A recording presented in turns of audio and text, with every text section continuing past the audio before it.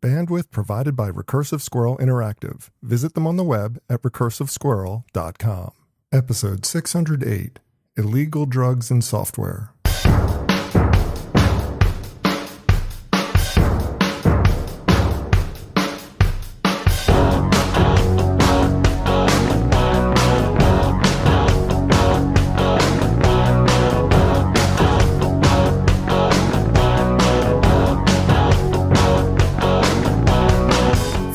September 12th, 2020.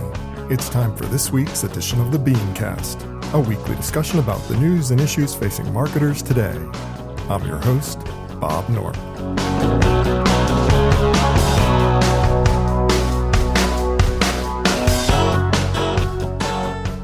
Thanks for joining us. Big tech is finally coming around to their culpability in influencing elections. Possibly. While recent moves have been promising, they do feel a bit forced considering the threat of regulation and possible breakup. So, are they on the right path now?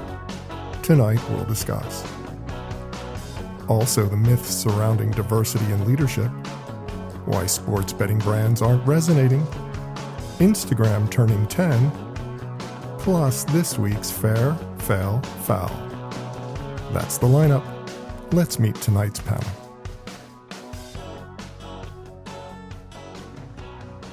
Thanks for joining us for this week's BeanCast. I'm Bob Norp, and with me on the panel for this evening, we start with the host of Corona TV and the co-founder of the HMS Beagle, author, speaker, Mr. Joseph Jaffe. Joe, welcome back, man. It's good to be back, and it's good to be hitting leadoff. Yeah, I mean, it's just like, it's amazing that when we get the end of the alphabet people on a show, you actually get to go first. And speaking of the other people on the show, next up, she's the CEO of Twit.tv, an artisanal agency. Ms. Lisa Laporte is here. Hi, Lisa. Hey, Bob. It's great to be back. Now, also joining us, we have the U.S. Head of Brand Strategy and Planning for Ogilvy, Mr. Jason Lonsdale. Hi, Jason. Hey, Bob. Great to be back. Glad to have you. And finally, we welcome back the Vice President of Product and Digital Marketing at Protegrity, the artist formerly known as Tamara Gaffney, now known as Tamara Pruitt, is here. Hi, welcome, and congratulations, I think, are in store. Yes, thank you so much. It's been a good year for me, so we'll just have to take it. We'll have to hear about your wedding during the time of COVID, but we'll get to that another time. First, we'll get onto the topics for this evening. First up, the news is filled with seeming mea culpas from major tech platforms finally seemingly getting serious about their role in influencing elections. Topping the list, of course, are Google and Facebook having announced over the last couple of weeks a freeze on political ads following the U.S. election.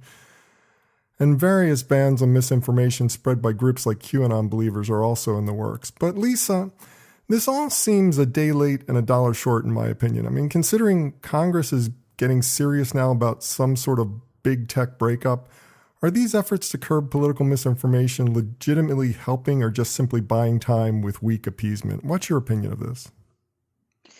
This is a pretty big topic. I have a couple of thoughts on this. Number one is I'm happy to see that Facebook, Twitter, Google, and everybody are starting to label political ads, and they're also labeling when there's misinformation and things along those lines.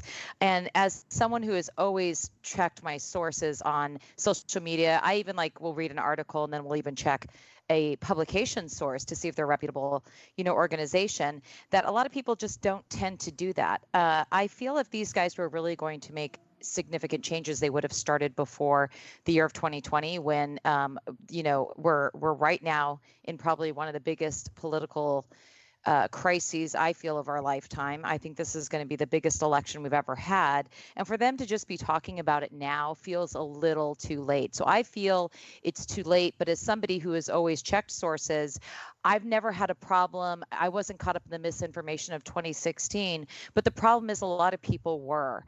And unfortunately, I think that's really hurt, the previous campaigns. And I just felt they should have done something before for today. It's interesting. I just started watching The Social Dilemma last week and I had no idea I was going to get this questions. And in just even watching that, it's like Facebook has such a handle on everybody in this world. They're constantly serving you more and more of what you want to see and what you want to read. So the fact they're putting up this is an ad or you can check a source or this may be misinformation is wonderful, but it's not going to resonate with everyone. I honestly think it's a little too late. So it'll be really interesting to see what happens if they end up breaking up these guys or not. But what's really interesting is, as we all know, social media and Google and all those places are very highly addictive. And one thing that did stick in my mind when I watched The Social Dilemma was a quote from Edward Tufte, where he was talking about that there are only two industries that call their customers users. That would be illegal drugs and software. And that really resonated home for me because people are so addicted to Facebook and Google that they want to believe everything they see. And it's just scary because there is so much misinformation and just distorted facts that are on all these platforms that I think they need to do more. And I see what they're doing. It seems like they leap forward, but then what they're doing is they're having to go back and fix all the mistakes. Like that, I think the internet was built to be this amazing thing where people could share information, but then the problem is the dark parts of people start to come out too. And, I think instead of thinking forward, like what's our best policy, I believe they're going forward and then they're looking back going, oh my gosh, look at everything we did wrong. Let's make changes moving forward. And honestly, I think that's how it's going to continue because who knows what direction we're really going to go into. And we've never had social platforms that had this much control globally. So my opinion is I think they've made some decent steps, but I don't think it's enough. What bothers me most about it is that policing the platforms is almost impossible. We understand that. But the fact that they're doing everything possible to make the content as attractive as possible is the real source of the problem. And, it works for sharing your pictures of your kid, but it really does terrible things when you're talking about QAnon theories. So, it seems to me, Joe, as we go through this and we start to look at how Facebook and Google and everybody else in this sector starts to use the data, they're really just causing the problem because they're trying to build ad solutions. So is advertising the heart of the problem here? And, how do you fix that? Because they need to make money, and they need the targeting to make the money. But the targeting is the problem, and it seems to be a growing problem as we go forward. Yeah, I mean, it just seems insane that this just comes down to advertising. We actually watched The Social Dilemma last night, and I'm watching with my wife, and she's not from the industry, and and she was kind of a little bored at the beginning. She didn't quite, because it's documentary style and it's a little geeky. And I think suddenly you could just see the light bulbs switched on when she kind of realized what this has caused and the damage it's caused. And we're talking about, the 2016 election and subsequent. But right at the end of The Social Dilemma, it's almost like where you'd normally see outtakes. You see a couple of insights from some of these executives, and one of them that just I'm going cold at the inside right now, and I knew it before, which is that none of these executives let their children use phones or allow their kids to go on social media. Yeah, that's something that we've reported before, and it's such a bizarre thing. That's when it hits you. All of the stuff, the manipulation, the misdirection, the deep faking, the addiction, the fact that these guys consulted with, Vegas subject matter experts on gambling and addiction, and you realize what really has been set up. But what I think my wife missed just watching it is, and it happens very quickly, that every time they go, hey, let's serve an ad, and then like the auction comes up and then they hit a red button and they go, hey, we just sold that for 12 cents or like 32 cents. And you realize, I mean, I've used this on the show before, Professor Scott Galloway, he said, it's not it's not First Amendment, it's second Gulf Stream. This is all about money, and it's all about advertising. And if ever we were embarrassed to be in advertising, now we should be, downright ashamed and disgusted. And I will say one thing, which is in one of the source articles, it's actually interesting to go back and look at it. It starts June 2018. LinkedIn banned all political ads in June 2018. Pinterest in July 2018. TikTok October 2019. Twitter, by the way, October 2019. So, we say too little too late with respect to Facebook. One might argue that all of these platforms kind of got on, too little, too late.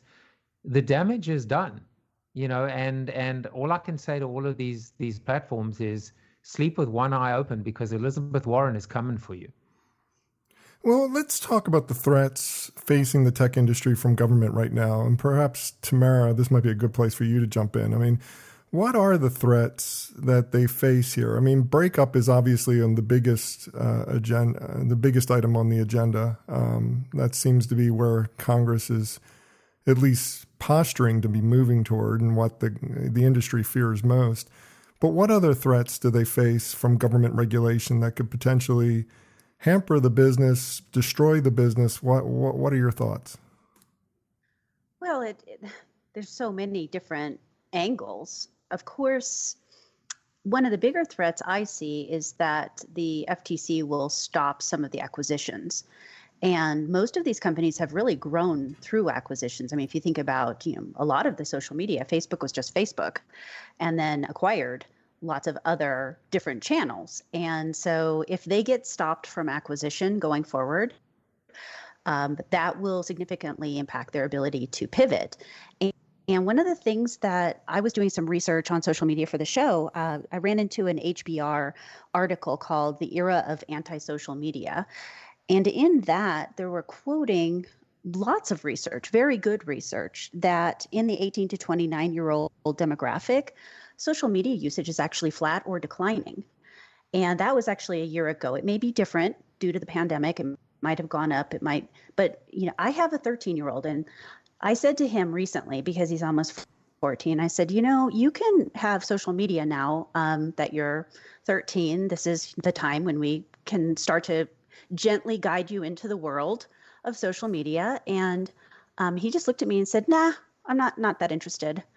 And that was very telling to me. Now, not that my, survey of one is really what's going on in the marketplace, but I actually think there's a much bigger thing besides regulation, and that is just burnout. People are just getting burned out of social media. There's just too much negativity. There's lots of confusion, fake news, ads all over the place, and so I think these are some of the issues that are going to face tech companies is burnout and lack of ability to acquire. They will have to internally pivot, and I don't think they're as good at that. They get very big. It's hard to move. And the marketplace moves, and the tastes of the consumer are changing all the time as relates to technology. But are they changing away from the use of social platforms? Or are they just turning away from the use of Facebook and the use of Google and looking for other alternatives? Because, you hear the stories about TikTok, and TikTok seems to resonate extremely well with, the real youngins out there. So, is that not a sign that perhaps the tech platforms will be fine overall because they're just going to evolve into different things? It's just like maybe Facebook, won't exist in a few years. It's just like that's always a possibility, but there's always the TikToks of the world and other platforms that'll come in to fill their place. And there's an argument to be made that Microsoft holds the model for how this works, because they spent years working on the breakup. They finally started to, whatever. The Internet Explorer got taken out of the coding. It wasn't essential to use. You had a choice of different browsers, and suddenly, it didn't matter anymore because nobody was using that browser. And it didn't, it's like by the time we get around to regulation, the tech industry has moved on because it moves so fast. Yeah, that's true. And I read another article in your BeanCast Bites about tech companies just getting rid of some of their pieces that they don't actually even want. I think it was talking about the ad platform that Google might not want. And so they will work something out that actually works okay for them if they end up with government regulation. And don't forget, they spend tons and tons of money on lobbying. And the tech industry is definitely put themselves in the best possible position in Washington, D.C., knowing that these are coming. But you bring up a good point about Microsoft. It was the ultimate monopoly that was supposed to be broken up. And it actually started to go downhill. Apple went downhill and it came back, roaring back. But again, if the people want to go to let's say the youngsters want to go to a newer platform like a TikTok or whatever comes after TikTok, that's actually the challenge, because the one place where they really can stop the Googles and the Facebooks and Amazon is in the world of acquisition. Amazon is not as much of an acquirer, although there's lots of little pieces of tech that they acquire, but Facebook is huge with acquisitions. So if you really want to go after them and you're the government, that's where I would think they would stop them, and then they can't go acquire where all the kids went. Yeah. And now we have more diversity, or we don't have as many social platforms or technology platforms, because one of the main reasons to go build those startups is to get acquired by Google. So that might be the end of that startup, Yeah, parade. Exactly. And it's a really good point. Jason, some have claimed that the U.S. lags Europe in addressing the perceived threats from the tech platforms, that they're not doing a good job of monitoring, of legislating, of regulating the platforms on this side of the pond. But has GDPR really been so successful enough to make this claim? I mean, it's like we're saying that Europe may be light years ahead of us, but are they really? Jason, are you still there? We'll work on getting his microphone up and going. Sorry, that was a fault on my end. I would say, look, Europe might be light weeks ahead, maybe months ahead. It's certainly not light years ahead. I think the issue, it's because you try to create a single piece of legislation or whatever that ends up having to control, hundreds and thousands and millions of different applications. And in this country, it's so piecemeal, and it's so app by app and platform by platform. The European model has had some success, but it still feels like a sort of a Band-Aid on a chest wound. I think. For me, it comes down to they've levied their fines and nobody seems to be paying the fines. It's almost like the legislation has no teeth. It doesn't. Those fines are ludicrously small, as are compared to the wealth of the companies that are being fined. It's it kind of reminds me of fuel companies who get fined for oil spills and what have you. It's just part of the cost of doing business. It's not actually an incentive for them to clean their act up at all. It's a couple of $1 million fine for a large fuel company is nothing. Ditto for the fines that the tech companies are paying. So even the teeth that the legislation does have don't pierce the skin. Yeah, very true. Very true. Lisa, I'm going to wrap this up with you. I mean, what needs to happen next? I mean, what's your predictions going forward? I mean, does the tech industry need to make some kind of massive appeal, some kind of massive effort to clean up their act in time for beating this legislation, or is legislation going to come down one way or another and breakup is inevitable? What's your thoughts? Well, I kind of agree with Tamara when she was talking about how more and more social media things will just crop up that other people will, glom onto, like TikTok and other things. But one thing I would like to see is that I feel that Facebook and Google, they do this, their algorithms are so intense that they really come after you.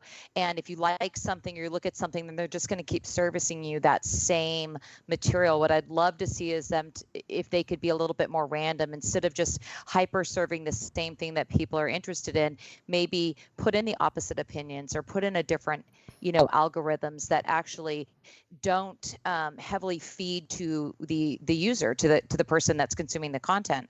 So it'd be interesting if they would break up their algorithms a little bit, maybe not force the content at people and show that they're trying to be a little more diplomatic. I think that's one way they could go.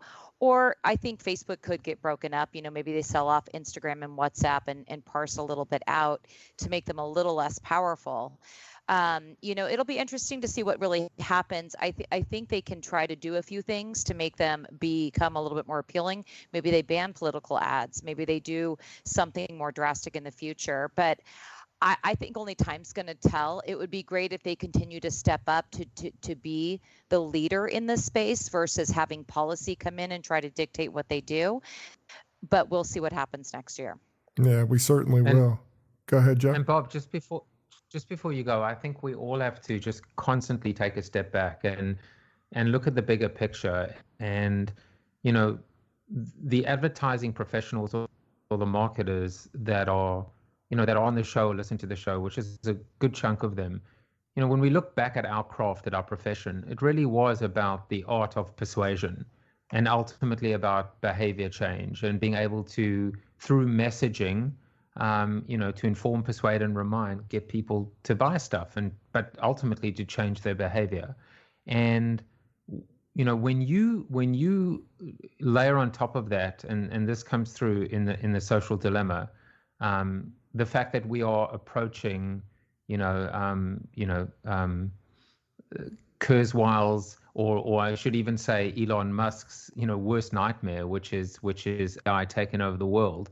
I think we have to realize that we're being kind of outplayed and left behind by the machine and by computers or computing, and the bigger picture is not the future of advertising or how to sell more stuff. The bigger picture is the effect on our children for generations to come, and on addiction and on mental health and on the fall of democracy. It sounds like a bit melodramatic, but it isn't. No, it's not. And even it's if a semblance not. of it is true, we have a responsibility in marketing and advertising to kind of, pick up our game quickly. Well, right. I mean, it's like I said right at the beginning of this topic, we're in this situation where the problem is advertising. I mean, there's no other way to look at it, because if it wasn't for advertising, they wouldn't be doing all this effort to mine our data and to make sure that it's as addictive as possible. And that all comes down to advertising. And until advertising as a whole takes up the banner and stops pointing our finger at Facebook and saying, you need to clean up your act, and starts looking internally and saying, we need to clean up our act, we're not going to fix this problem. But look, I mean, to pick up on that, all of the brands that pulled their Facebook advertising spend for a month. It seems that that was a little blip, and it happened and it went away and nothing changed. Right. Because Facebook's big enough to weather those little storms, And the other thing is, just building on what Joe was saying, it's also deeply ironic because this rush of spend to social and digital platforms has sort of hastened the demise of advertising as a respected creative industry, because because most of the work that the creative work, and I use that term loosely, that you see on those platforms is creatively terrible. There are some great examples, right? But most of the things that chase you around the internet when you've looked at a pair of sneakers and it keeps retargeting, it's not the work that attracts the great and the good into the advertising industry or the marketing industry. It's funny. I think as an industry, we're sort of being complicit in our own demise in many ways. Yeah, I think that's very true. We are being complicit, and we need to get off this train and start making some decisions for ourselves. Well, moving on to the next topic. If you've spent any time in the ad world, you've undoubtedly heard the excuse that the lack of diversity in leadership positions in agencies comes from a lack of qualified candidates from diverse backgrounds within the industry.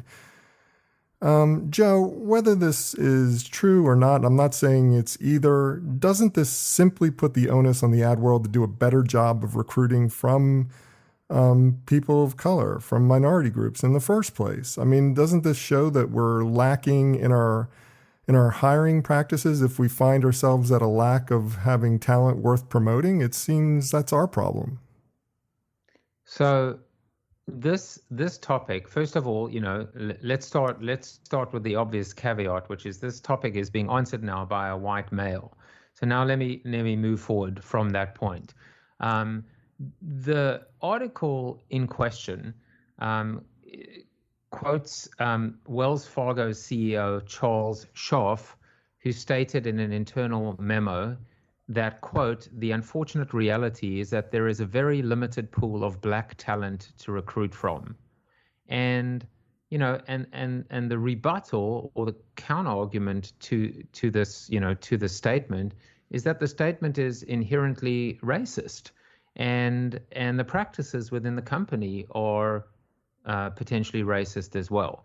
And I took a step back and I said, wait a second, something sounds weird. Wells Fargo, I'm pretty sure they've been in the news at some point.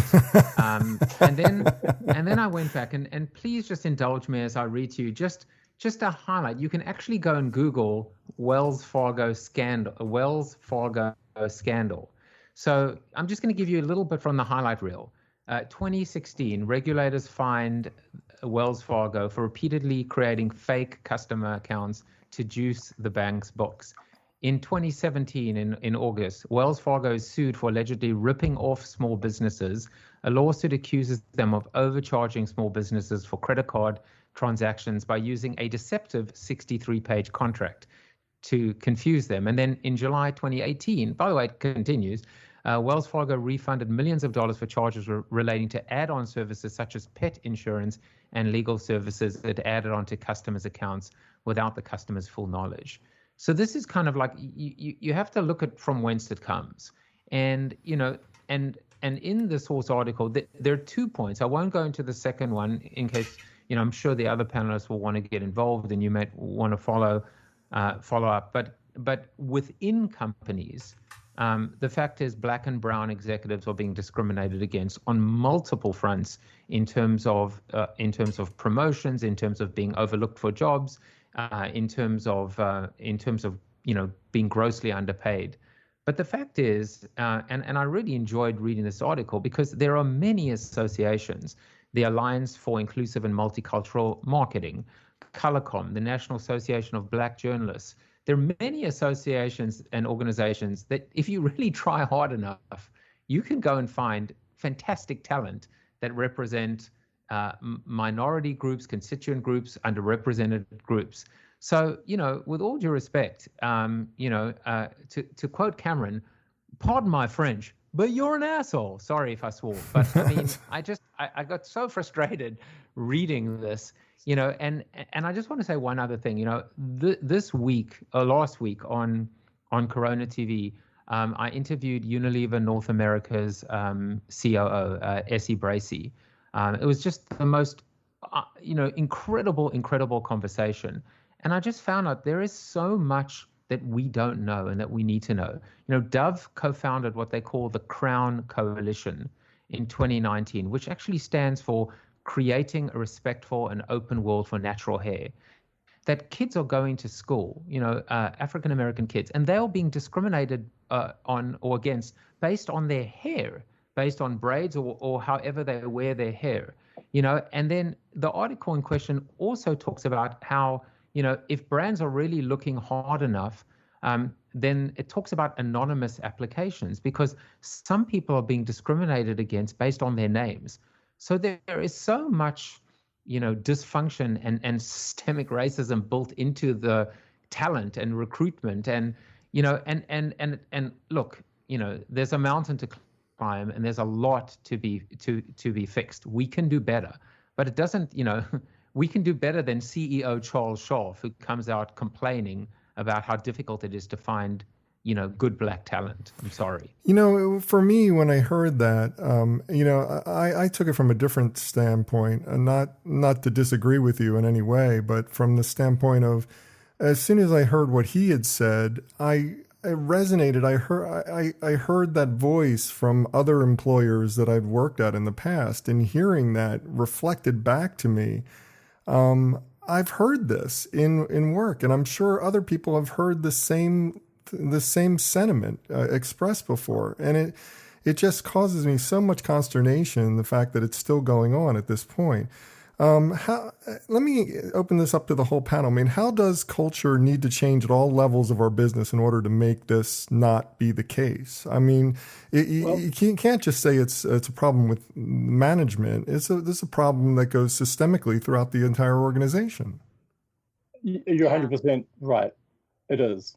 And we have to start, we have to start at the beginning. And, and this is a big, heavily loaded if there is a shortage of amazing black talent, there are reasons for that. It's because, they don't necessarily, because going to ad school is expensive, because you may not have even been exposed to the thought of a career in advertising.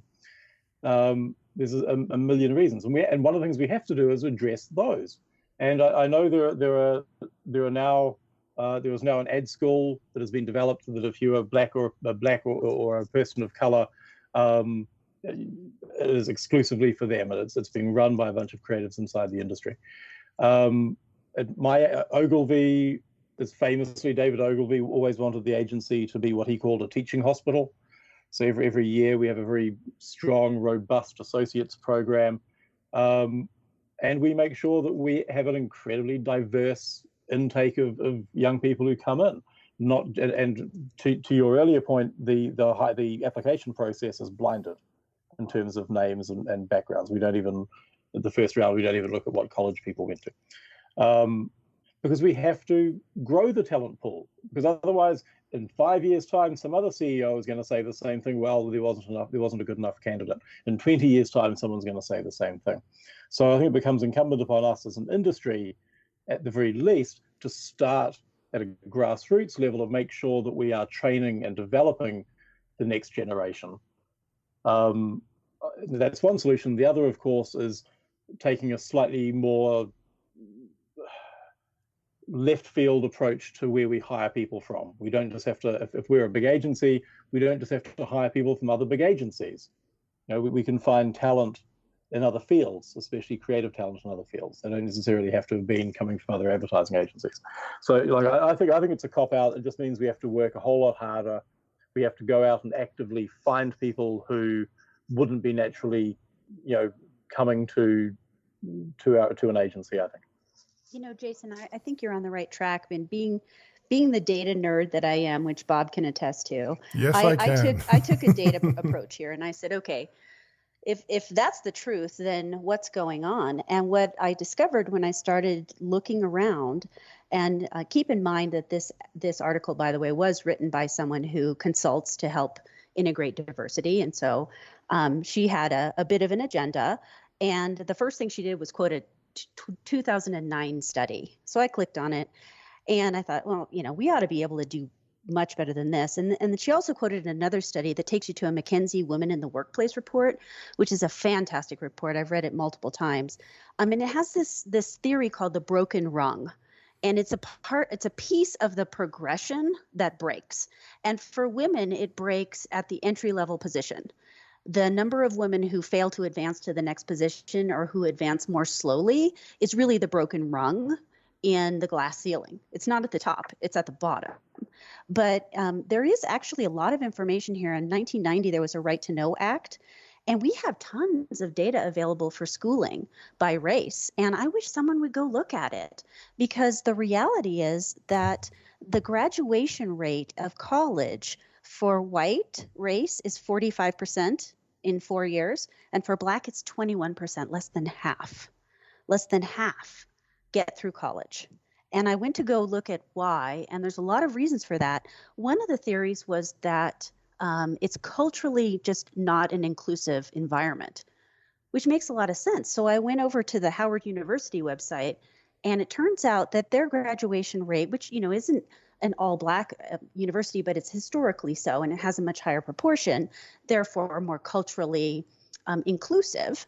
And their graduation rate is 59.2%. So clearly there is something there. And it does sound like having, for advertisers and marketers, having very specific inclusive environments for color and to build that first step in the rung is really going to be important to fix this. And so to the Wells Fargo CEO who, it sounds like they do a lot of questionable things.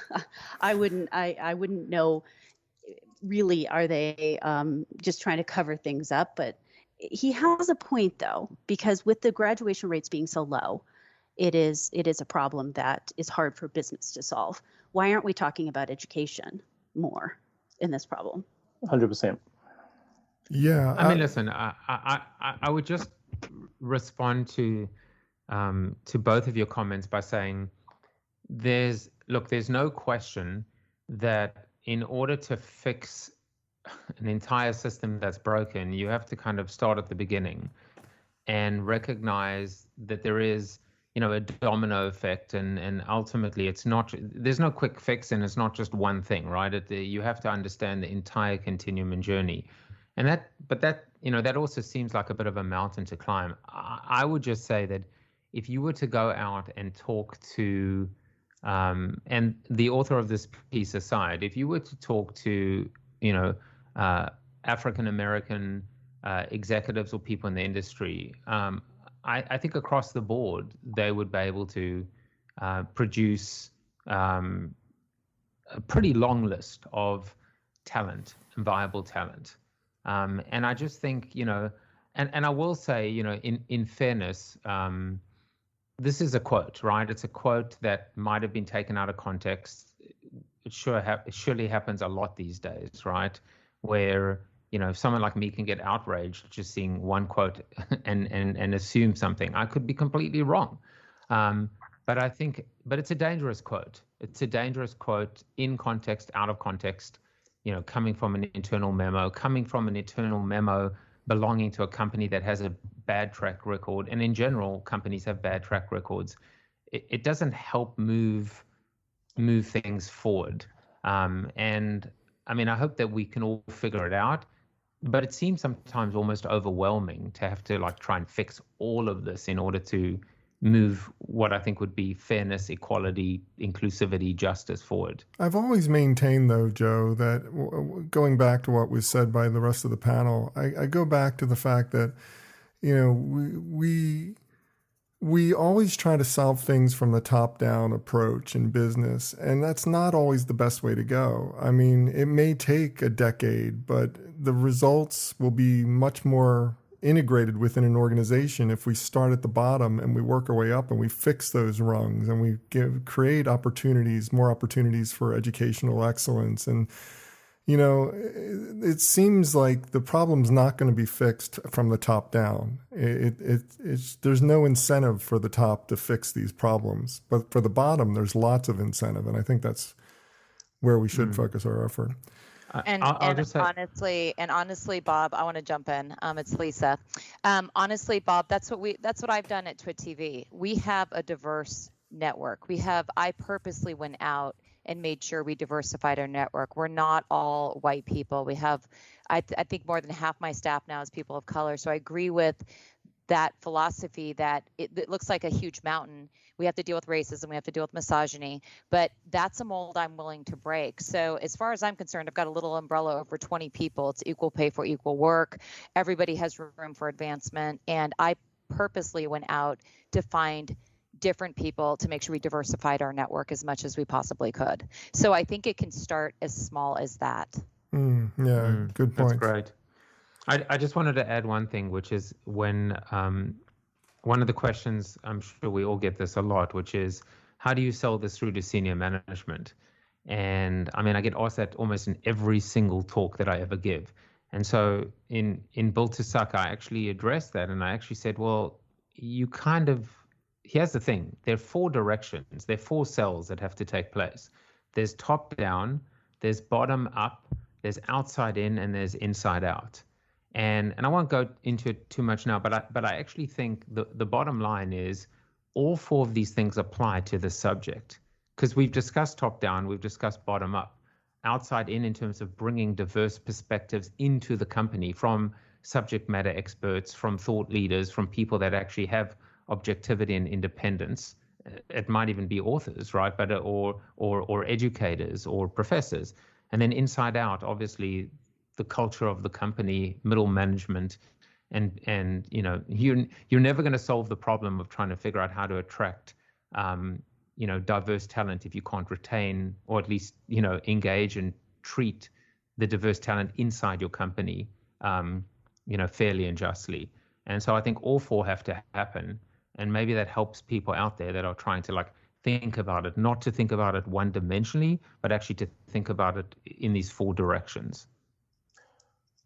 Good points on everybody's part. So I think it's time for us to move on and talk about a subject that's much more, well, let's say maybe a little less explosive, and start talking about sports betting, because a report last week showed that despite huge spends in advertising, sports betting brands are still not winning brand recognition. So Jason, what are the sports betting brands doing wrong? I mean, it seems like you can see these ads everywhere when you're watching any kind of sporting program, but they just don't seem to be connecting with users in either the actual betting or the brand itself. It's a terrible category in terms of the advertising. I literally sat down and watched 10 or 15 minutes of ads across the category as I was preparing for this. And I genuinely couldn't, I was trying to sort of figure out what the strategy was behind the ads I was watching. And it was very tricky. You see that stat, which is that they're spending, I think, 200 million a quarter, one of the advertisers was spending, and getting sort of minimal brand recognition, because it doesn't feel like within that category there is anyone's figured out the importance of being differentiated or even distinctive. Everyone seems to be selling the category. An enormous amount of the advertising is effectively promotional. Sign up now and get free points, dollars, etc. And I struggle to tell you what any of these brands stand for. And yeah, I mean, it just feels like, and it's interesting. I lived in London for a long time, and it's a very developed, much more developed market over there. You can bet on anything, and it's you can do it nationally. And you look at some of the brands like Paddy Power, one example. They do amazing communications. They have a incredibly robust sense of personality. They're very cheeky, that they occasionally their advertising gets banned because they just sort of push the limit. They did an amazing campaign around horse gambling on Royal Ascot, which is the English equivalent of the Kentucky Derby, I guess.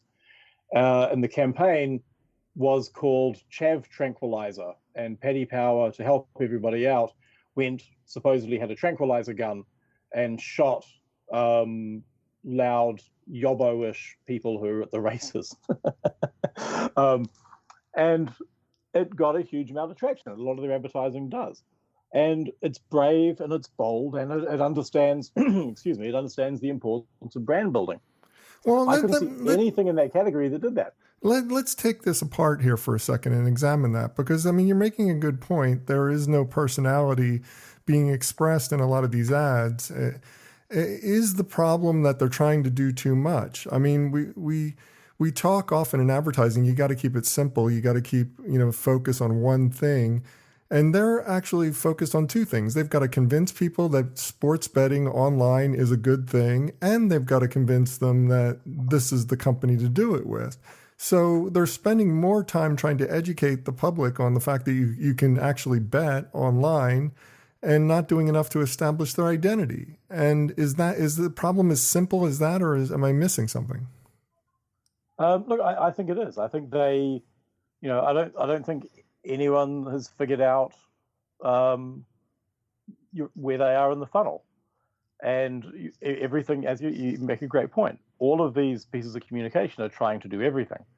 And it feels like a reasonably simple solve, which is start pulling your media mix apart and think about what you're doing for brand building activity, what you're doing in terms of, I guess, educational activity, what you're doing in a more promotional and retail sense to close the deal.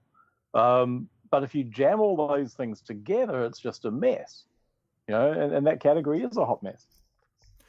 Yeah, I go to companies that have huge media spends like McDonald's or Geico, and there's a reason that Geico has like 15 characters. There's a reason that Liberty Mutual has 10 different characters that they're kind of investing in at this point. It's because when you're dealing with a $3 billion a year media budget, you have this opportunity to create brand in one campaign and establish online services in another campaign, and you can do savings in another campaign, and you can take the time to establish all the different marketing objectives. It doesn't feel like they're doing any of that. Anybody else want to weigh in? I mean, it's just like, Tamara, do you have any thoughts on this? What could they do to improve? Oh, Tamara's probably not the right person to talk to.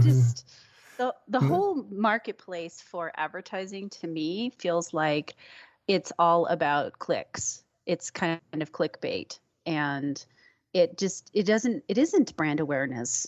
But it's really hard, and as a VP of marketing myself, we struggle with how are we going to do brand awareness versus demand generating or form fill outs, and it's such a hard balancing act when you're trying to get your ad budget with now that we can quote unquote measure the ROI. It's very hard to get the approval in these companies to spend on what is really brand building and what is needed as brand building. But I don't think that they have that. They don't have permission to brand build. But they have a lot of money. And it seems to me that if you're spending a lot of money and you've got budget already, there's room for this to happen. And you're probably right. I mean, there's probably an impetus or some kind of mandate within the corporation that we need to be focused on direct marketing. You need to make this happen right now. And it's just like, you need to convert immediate betters into customers for our site instead of focusing on, establishing a brand identity. But it seems that with the budgets that they're spending, they still could carve out some brand building efforts on board. And sorry, for a second there, I had a panic attack. I thought I gave you a topic that you had told me not to, but I realized I was thinking of something else. So, but I think you make a great point about so much budget going to effectively direct response because it's measurable. And it's the old, not everything that can be counted counts, and not everything that counts can be counted. And in this world where marketers are KPI'd on ROI, terrible bunch of acronyms, it can be seen to be, wasteful or at the very least risky to put money into brand building where you can't immediately measure the response of it. And yet what we're seeing is that, overall marketing advertising is becoming less effective over time, right? And that's just empirically a fact. Because few marketers are building strong brands anymore. Because it's easy, you can do the stuff, you get the ROI, you don't have to have an awkward board meeting trying to explain where this brand investment goes. And if anyone listening is interested in this topic, there's an enormous amount of work being done by Binet and Fields, Binet and Fields, from the IPA in London, where they talk. There's an article called "The Long and the Short of It," which is really about realizing that you always have two competing tasks. You need to build your brand and you need to drive sales. The former happens long term, the latter happens short term, and they have done a huge amount of data analysis to look at what the optimal split is depending on the category you're in. The rule of thumb is roughly 60-40 according to the data. Yeah, 60% that's of your marketing should be building your brand. I want to interrupt for a very second. few marketers, I think, abide by that. I want to interrupt for a second because it's just like the Richard Rosen, somebody who's a longtime direct marketer in the industry, had a scale that I still use to this day called the Rosen Velocity Scale. And it's basically that idea that anything you do measures on a sliding scale between brand and direct marketing, and that they're each important, but you have to balance between the two, not in every effort, but in totality between your direct efforts and your brand building efforts. I mean, we can test and test and test and find out that a white envelope is the best way to mail a credit card solicitation to people, and that we're going to get the most possible response and bang for our buck, but we're not building brand in that equation. And so every time we go out, we start off, fresh without any kind of assistance of the brand building efforts. And that's the intangible that people aren't paying attention to that suppresses response over time, because you start making a commodity when you're not building a brand. So, I totally agree with you. By definition, if you're not a brand, you are a commodity. Yeah, exactly. Yeah. Exactly. Well, we've got one last topic to cover for this evening, Tamara, and it's the fact that Instagram turned 10 this past week. I don't even know where I want to go with this topic, except that I just remember that first time that Instagram was shown to me, and I thought it was such a pure creative opportunity. And I used it as such for at least the first 3 years that I was using the platform. And then suddenly it became this influencer platform. And I became a heck of a lot less interested in it. I still go to the platform regularly, probably the most used of all the social media platforms. But I'm wondering, what are your thoughts here? I mean, it's just like, has Instagram has become so important for the selling of product. It's become so important for the marketing of products. It's become so important for so many different reasons in the sales funnel. Has it lost its way, or is it just coming into its own? Yeah, it was interesting because it's supposed to be a feel-good article, and it read a little bit like the cover of People magazine to me while I was reading through all the highlights of the last 10 years and announcing pregnancies and dropping albums and, all the things that they considered pivotal in the article to talk about these 10 years. And I have a feeling it was a story that really came from Instagram, because it's been covered in slightly different ways in multiple outlets. And so it probably was some of their PR firms, trying to make some hoopla around their turning 10. And inside it are some new features that Instagram is planning on launching, along with some sort of Easter egg on the logo, drama.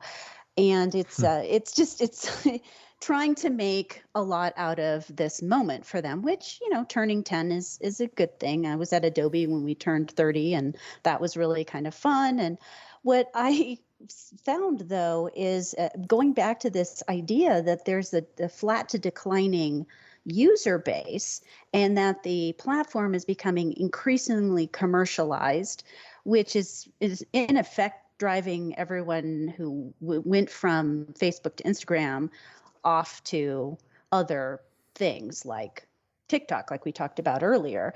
And so I think what they're showing is that they're trying to pull their user base back in. But there is this notion of the influencers and how much they're making. And there were some stats. They're about a year old. I pulled some of these stats. They broke the influencers into 4 categories. The nano influencer, that's the person who has like 500. Micro, power, and then celebrity has 500,000 or above. And then they're showing what happens when you post a video on Instagram. How much do you make? Well, if you're a celebrity, you make $3,138.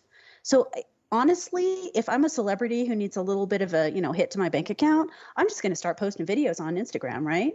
And bring in a little extra money. And exactly.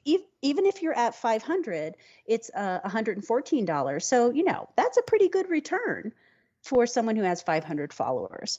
That's the reason why it's becoming so commercialized, is full of influencers. And I don't know that those influencers are still continuing to turn on. By the way, the platform that pays the most is still YouTube. A celebrity makes a little over $3,800.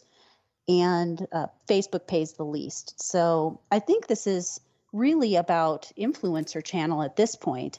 There's another article that you put in the BeanCast Bites on Instagram talking about. By the way, for everybody's reference out there who's listening, BeanCast Bites is the show note clipping document that I pulled together on Flipboard. So if anybody wants to check it out, just go to Flipboard and get the BeanCast Bites. But it's gotten so much traction tonight from you, Tamara. I'm so excited. So I thought I'd share that with everyone. I love the BeanCast Bites. It's like my encapsulated marketing, scan for the week.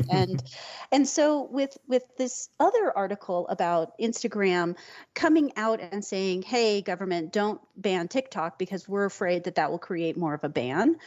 Really interesting kind of political overtones, business economic ones that we talked about earlier, and these influencers. I don't know that the Instagram turning 10 is really as big a deal as they sort of made it out to be. But I do think it also plays with another one of your articles that you posted where Facebook flagged one of the ads as being overtly sexual. I know. Drum roll, please. For a basket of onions. Basket of onions. Too sexual. Which also goes to what AI is doing, because obviously AI picked that out. And the image recognition just matched it with something else, let's just say. And so there's a lot going on at Instagram in specific, but also across the social media channels. And I think they're just trying to make a big deal out of their 10 years. I mean, it seems in some respects that it's just almost like saying, hey, guys, we're still here. Remember us? Right, exactly. Woohoo, no, happy birthday to me. I mean, probably the most significant thing in Instagram's 10 years is the fact that Facebook bought them. And that's it. They've never had a moment there. I mean, or moments. I mean, I think even TikTok has had that moment in terms of disrupting or embarrassing the Trump campaign, in their Tulsa rally when basically no one showed up. And Facebook and Twitter kind of built themselves on this community activism groundswell. And I think Instagram has almost kind of been forgotten. So this is their way of just coming, perhaps just a reminder that they're still alive. But really, the real story is what Instagram has brought to the table for Facebook, period. I don't know if they've dropped off the radar. In some ways, it's probably good for them to not be on the radar, considering all the negative attention to the other platforms. But well, it's time for this week's Fair, Fail, Foul. But before we get to that segment of the show, I do want to take this quick opportunity to thank my guests again and allow them to each do a shameless plug, starting with Mr. Joseph Jaffe. You can find him at jaffejuice.tv. That's there you can get all the information about him, about his show, about consulting with him. You can find links to everything there. So, Joe, what would you like to promote? Well, I'll tell you, Jaffe Juice TV, aka Corona TV, is not twit.tv, but that's who we aspire to be one day. I will say that. But I will also say that I am in a partnership, or I'm in the middle of a partnership with the Association of National Advertisers, and I'm interviewing 9 of their CMOs that are keynoting at their upcoming Masters of Marketing conference. It's just been, enlightening and eye-opening. This coming week, I have the CMOs from Shell, Planet Fitness, and the grand poobah of them all, Mark Pritchard, who's the global CMO of Procter & Gamble. And I would just say one thing, which is I'm actually giving away comps to the Masters of Marketing conference, and all people have to do to get the comps is, shamelessly subscribe to my newsletter or to the show. And you can do that at coronatv.show. And as I say, I like to be self-deprecating, which is you can always subscribe and then unsubscribe, and I'll still give you a comp. But the show has been great. And I have to say that it's been amazing listening to these business leaders and actually hearing that, that sometimes we like to kind of throw stones at these big corporations. But it's been quite inspiring to hear how these guys are really trying hard inside their organizations to be forces, for good, forces for change, forces for growth. That's really fascinating. And yeah, the show is always interesting. So definitely check out Corona TV if you've got some opportunities. Next up, we have Lisa Laporte. She also is involved with all kinds of online programming because she is the CEO of Twit.tv as well as the CEO of Artisanal Agency. Tell us what's going on in your world, Lisa. What would you like to promote? Well, first, I want to say thank you to Joseph for already plugging Twit TV. I don't know if I need to do it now. But if anyone is interested, our 2021 sales are open for next year. They can reach out to me, Lisa at Twit.tv. Be happy to help them out. But what I really want to plug today is everybody, please, please, please get out and vote. Just go out and vote. That's all I got to say. We have another president of the United States to bring in. So everyone in the U.S., please go out and vote. Yeah, I moved to Michigan, and that's the first thing I did was I managed to get myself a Michigan driver's license and a voting card, so I'm ready to go. But that's Beautiful. Awesome. And if I can put one more plug in for Twit.tv, the best live reads. I mean, I do great live reads, but all the talent on that network does some of the best live reads I've ever heard. So if you've got a product and you want to reach a tech audience, this is the place to go. Next up, we have Jason Lonsdale. You can find him at Ogilvy.com. That's the home of Ogilvy, the agency that we all know about and love. So tell us, Jason, what's going on in your world? What would you like to promote? Well, I was actually going to say exactly the same thing. The only thing I want to promote is get out and vote. I'm not a citizen of this country yet, so I don't get a vote. I have just mailed off my ballot to the New Zealand election. And yay, Jacinda! Everyone loves Jacinda. But this is my adopted country, and I would love to see it dramatically improve over the next 4 years. So please, please, please go and vote on my behalf, everybody. Yeah, and if you can vote early, do it. That's what I'm going to be doing this week.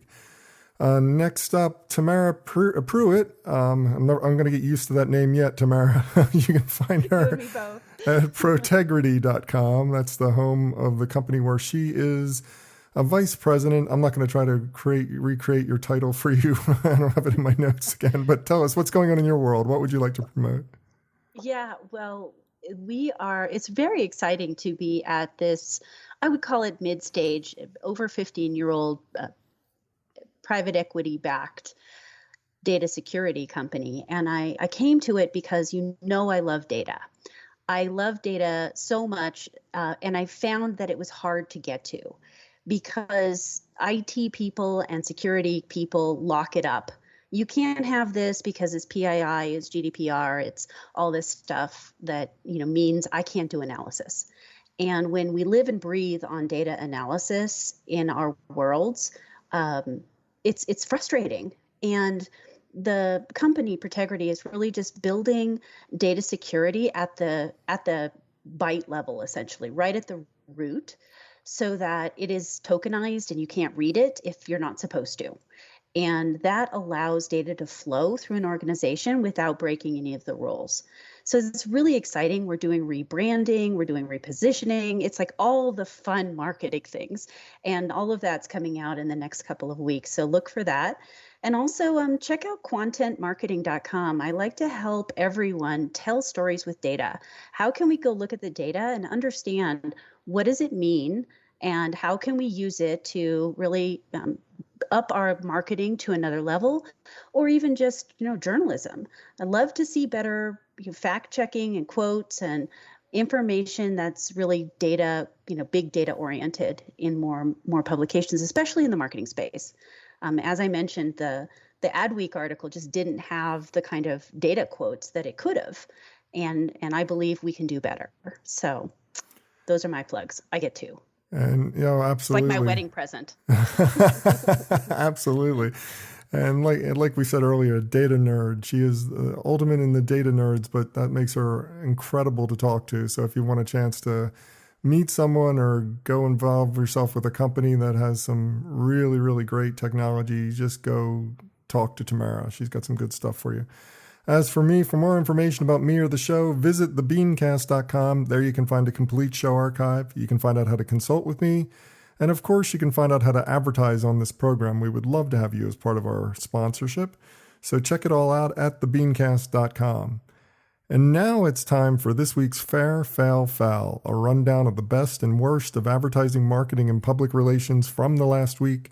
First up, Drizzly gets the fair of the week. I love this show. I mean, they got Bryan Cranston and Aaron Paul to make birthday deliveries virtually using robots. I thought it was very timely, it was interesting, and it was also relevant considering the fact that both Aaron Paul and Bryan Cranston, who are the stars of Breaking Bad, left that show and started some kind of alcohol concern between the two of them. They've got their own brand that they were delivering as part of this experience. So I think it checked all the boxes. What do you think?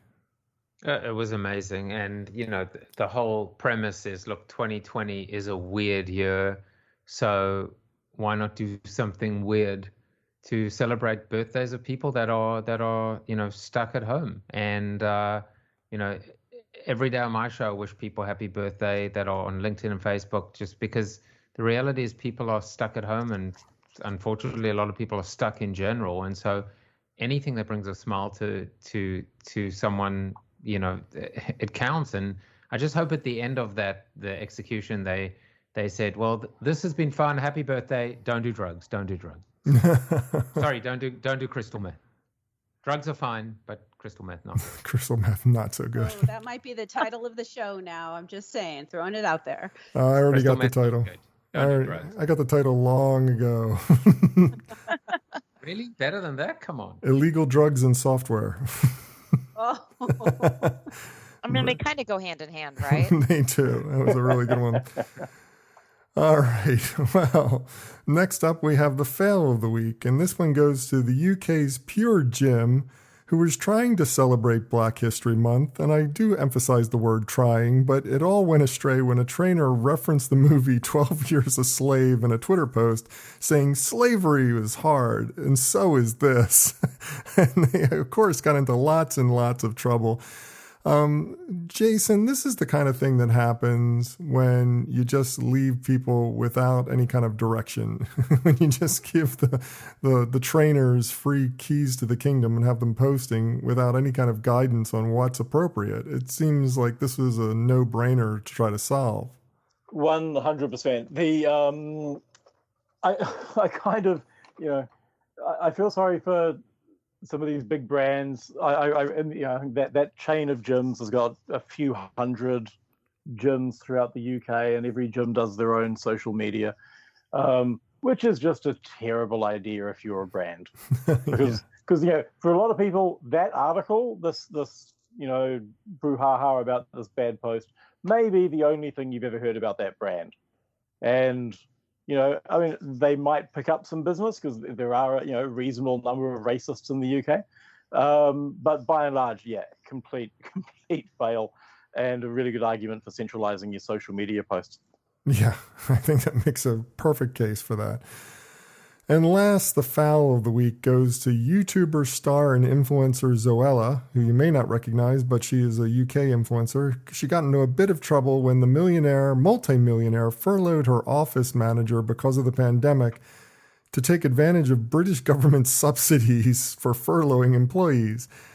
In some ways I can see her case, Lisa. I mean, it's just like, if you're an employer and you have to furlough your employee, you take advantage of the subsidies that are offered to you. You stay within the law, but you do what you need to do for your company. But this is just looking bad for her, just putting this into perspective. I think it's a terrible choice. It just shows a pure lack of integrity. I mean, we in the US, we're all going through the same thing too. And we had options to go out and get loans and things like that. And we just, when we lost 40% of our business, we made a few cutbacks and we just got a little bit leaner. We didn't go and take subsidies. We let the people that really needed them, like the hairstylists and all in the gyms, things that are really truly getting shut down that really need it. So I just think it shows poor taste, and I think this is not the time to take advantage of these types of things. Yeah, good points. Good points. Well, have a suggestion. When I read it, I just wanted to dig in and figure out who put this story out, because it's very clearly been planted by someone who does not like this YouTuber. And there's a lot of different people who could be called out in the social influencer world. If I'm not mistaken, it came from the Daily Mail, so it's probably the Mail who planted that story. Yeah, but maybe it was a tip, or that's a good point. The Mail is not known for its integrity. Them though, because there was too many details. But that's the thing. The Mail is not known for its integrity and is often a gossip. Gossip. There is that. So can't really account for it. Sorry, guys at the Mail, but you are. Anyway, have a suggestion for this list or just want to discuss it? Comment online. Use the hashtag #FairFailFoul. That's #FairFailFoul. And that does it for this week's show. If you'd like to subscribe to this podcast, visit our website at thebeancast.com and click on the subscribe link. If you're an Apple Podcast listener, we've also provided a direct link to our listing there, or just search for the BeanCast in the podcast directory on the Apple Podcasts app.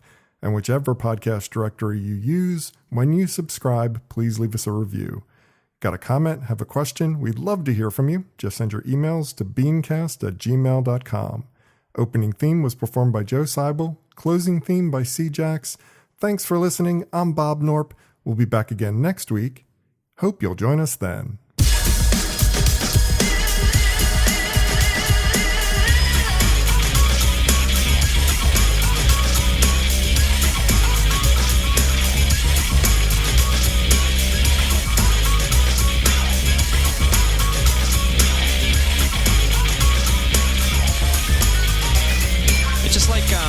You know what I mean? It's like if it's, you know what I mean? I don't know, man. Just like, okay, it's like, you know what I mean? Like, it's like totally like that. It's like, I don't know, like if it's, it's like, you know what I mean? Yeah, it's just like kind of, it just seems like it's just like almost exactly.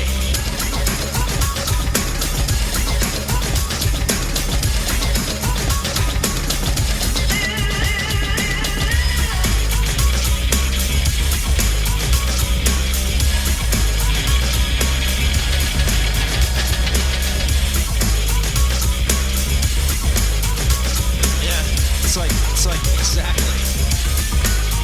Yeah.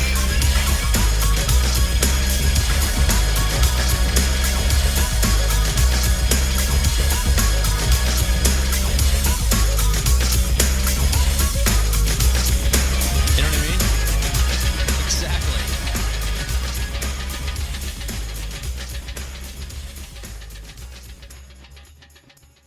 Cool beans.